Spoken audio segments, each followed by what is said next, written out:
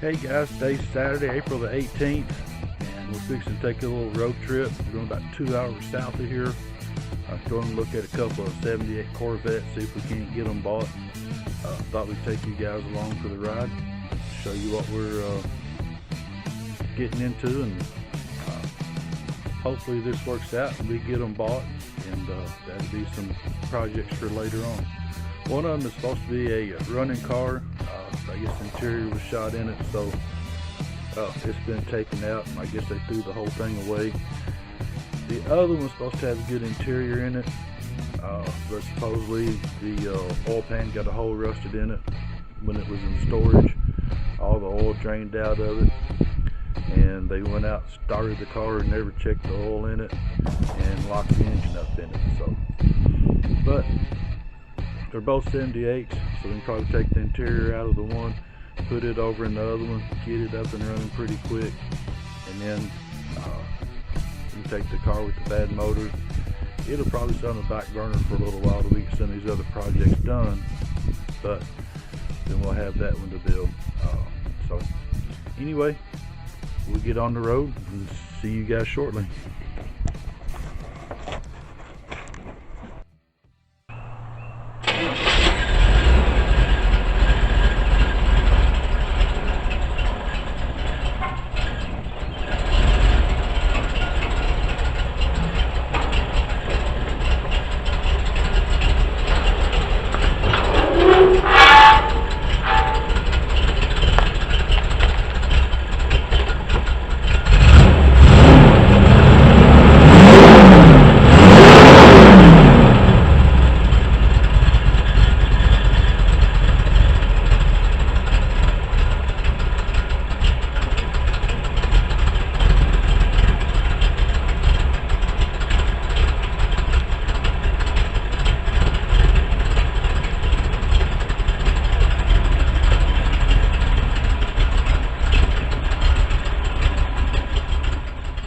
Apologize for it being so close, but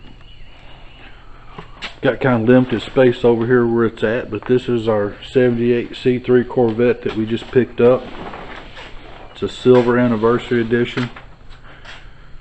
Doesn't really mean a lot on these cars. There was a ton of them made in 78. This is actually a running driving car. If you saw the other video of us bringing it in, you saw it and heard it run. If not, you can go back and look at that. Car's been sitting outside for a while, and yes, believe it or not, Corvettes do rust. They got metal in them. Floor pans are all metal. This door over here had been shut and locked so long it was seized up, so we had to work on it and get it to open up. That's why it sounds so rough on that hinge.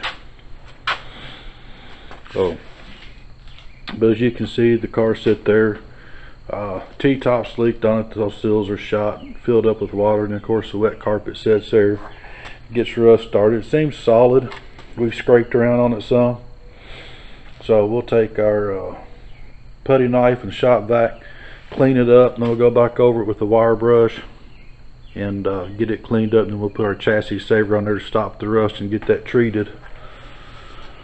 So, and then we can seam seal it and, you know, get it painted straight like the rest of the car. We're going to do some fiberglass and gel coat repair on this one. As you can see, the gel coat's kind of coming off in a few places. The other side's a little worse. This is just kind of down to the gel coat, not really sticking through to the fiberglass. Paint's peeling up here. Where this stuff gets spider cracks in it, and the water runs down in behind it. See if you can see the yeah, I think right there you can see some of the spider cracks going down through there. So then the moisture gets behind it, swells the paint and the gel coat up, and that's what you end up with. But it's easy enough fix. It's fiberglass. It don't. This part of the car don't rust. Looks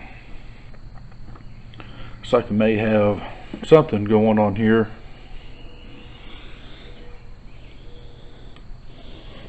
or it may just be where the paint's got moisture behind it and buckled up. You can see where it's peeled up here, starting to swell up. Oh, you can see the factory line in the car, which is common on these cars. So we're probably going to slick this one up, make it straighter. This is the L82, not the original engine in it, but it does have the correct valve covers and heads. I was told it's got a 69 model block in it. So, but it runs and drives. Front's pretty good shape. Looks like it was probably replaced at some point. It is the rubber bumper on it. We may end up taking that off and putting fiberglass on it. And this is the side over here.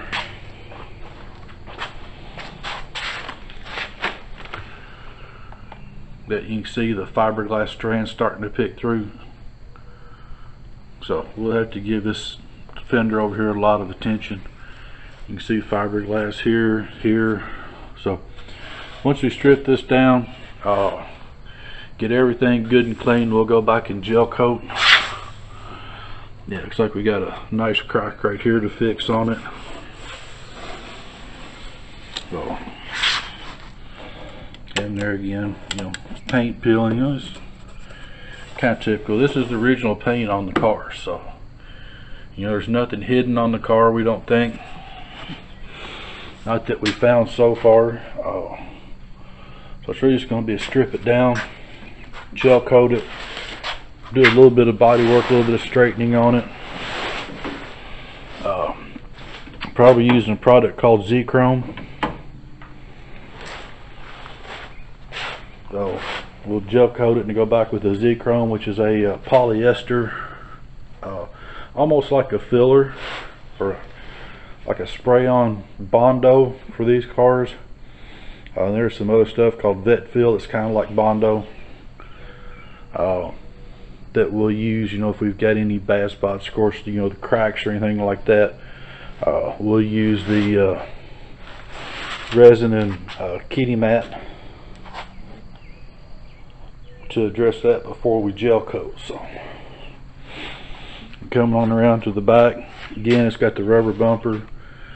May go to the fiberglass on it, may keep the rubber, we're not sure yet, but we got a little time to determine that. So,